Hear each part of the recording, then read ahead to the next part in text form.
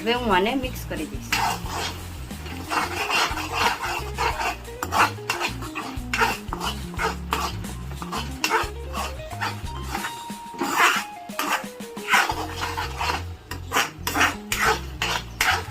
બધા મસાલા મિક્સ થઈ ગયા છે તો હવે હું નાખીશ એમાં રાજમા મસાલો. હવે હું આને પણ મિક્સ કરી લઈશ. તમે જોઈ શકો છો રાજમાનો મસાલો મિક્સ થઈ ગયો છે. તો હવે આ જ્યાં લગી તેલ છૂટું ન પડે ત્યાં લગી આને થોડું મિક્સ થવા દઈશ.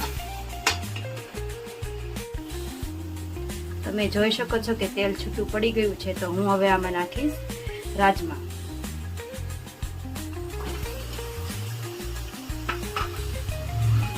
રાજમાને પણ હું મસાલામાં સરખી રીતના મિક્સ કરી દઈશ.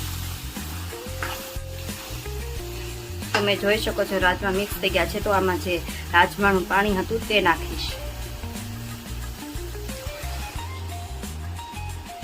હવે હું આને પણ મિક્સ કરી દઈશ.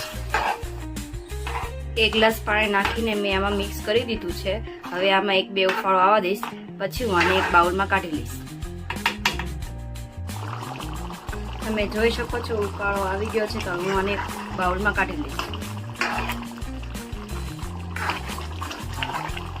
જાડી ગ્રેવી થઈ ગઈ છે. મેં હવે બાઉલમાં રાજમા કાઢી લીધા છે. તમે જોઈ શકો છો રાજમા થઈ ગયા છે રેડી.